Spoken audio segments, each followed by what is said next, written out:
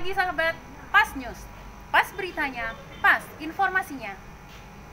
Saat ini, COVID-19 masih menjadi pandemi skala nasional dan global, di mana angka kesakitan akibat COVID-19 ini masih sangat tinggi. Sehingga masih dibutuhkan peran semua pihak serta kesadaran dari masyarakat dalam upaya pencegahan dan pengendalian. Tidak terkecuali peran Dinas Kesehatan Kota Mataram dan Dinas Kesehatan Provinsi Nusa Tenggara Barat. Berikut merupakan himbauan oleh Bapak Idiwe Made Mudita selaku Kepala Bidang Kesehatan Masyarakat Dinas Kesehatan Kota Mataram yang dikonfirmasi saat pertemuan orientasi kesehatan kerja. Kita ketahui bahwa COVID-19 ini sudah dinyatakan sebagai wabah gitu ya.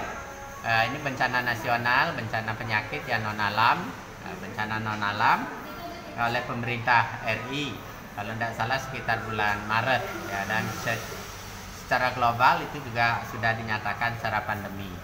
Nah, yang ingin saya sampaikan kepada masyarakat bahwa pandemi ini masih terjadi saat ini. COVID-19 itu nyata adanya. Ada banyak tenaga kesehatan yang meninggal, apakah itu dokter spesialis, dokter umum maupun para perawat dan tenaga kesehatan lainnya. Masyarakat pun juga sudah banyak yang mengalami, ada yang meninggal dunia, ada yang alhamdulillah sembuh. Jadi oleh karena itu yang paling penting kita lakukan sekarang adalah dengan menyadari bahwa pandemi ini masih berlangsung dan COVID ini nyata, ya, maka penting saya mengimbau masyarakat untuk melakukan upaya-upaya pencegahan coronavirus disease 19 agar tidak menular atau tidak menginfeksi diri kita, keluarga dan masyarakat. Ya, pesannya adalah yang sederhana itu 3M. Jadi selalu menggunakan masker ketika kita keluar rumah atau berinteraksi dengan orang lain, ya.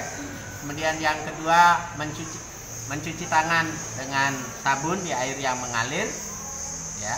Yang ketiga menjaga jarak aman, ya, 1,5 sampai 2 meter dimanapun kita melakukan aktivitas bersama orang lain. Ini perlu dilakukan. Kita tidak perlu untuk berdebat soal coronavirus disease 19. Sampai hari ini para ahli telah melakukan upaya untuk menemukan obat maupun vaksin. Tapi hingga sampai saat ini belum ada satupun yang diberikan legalitas sebagai obat dan vaksin dari coronavirus 19, walaupun berbagai kemajuan sudah dicapai. Khusus Kota Mataram, memang kondisi sudah menjadi membaik ya, termasuk Nusa Tenggara Barat, tapi kita tidak boleh lengah. Karena apa? Walaupun sekarang sebagian besar kita sudah zona hijau, tapi di daerah lain terbukti bahwa begitu kendor kepatuhan kita terhadap protokol kesehatan pencegahan COVID, kasusnya meningkat. Misalnya tetangga kita di provinsi lain. Nah, ini yang penting untuk kita lakukan adalah kita terus-menerus melakukan edukasi. Setiap orang adalah penyuluh, setiap orang adalah bisa berkontribusi untuk mencegah penularan coronavirus disease 19. Jadi ambillah peran masing-masing, jangan ngeyel gitu ya, karena pemerintah sudah mengeluarkan regulasi dan dengan unsur aparat pengawasnya juga. Saya kira tidak perlu kita harus didenda, tidak perlu kita harus disanksi, dihukum gitu ya, karena itu adalah untuk kesehatan diri kita, untuk kesehatan keluarga kita dan kesehatan masyarakat kita semua. Karena kalau kita bisa keluar dari wabah ini gitu ya, maka kehidupan kita akan membaik ya. Ya, mudah-mudahan kita tidak terus-menerus harus hidup dalam pembatasan-pembatasan seperti ini, karena ini akan berdampak kepada ekonomi juga gitu ya. Saya kira demikian penting untuk disadari oleh seluruh masyarakat. Mari kita bersatu padu, bahu-membahu, hindarkan mengirimkan berita-berita yang belum kita yakini kebenarannya, yang sumbernya tidak jelas, yang seringkali mengaburkan mana itu fakta dan mana itu hanya opini saja. Di kesempatan yang sama, himbauan juga disampaikan oleh Ibu Ida Ayu Kartini Tiasa selaku Kasih Promkes dan PM Dinas Kesehatan Provinsi Nusa Tenggara Barat.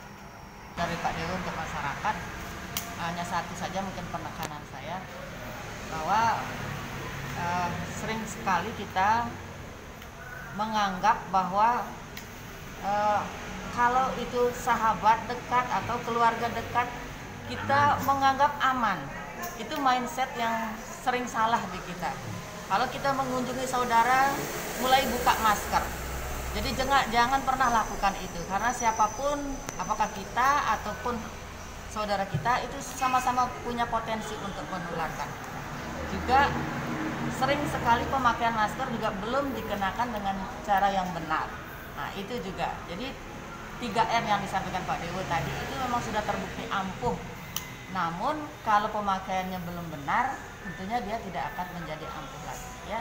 Jadi mungkin harus diikuti bagaimana pemakaian masker yang benar, itu harus menutup hidung, kemudian di bawah sampai ke dagu.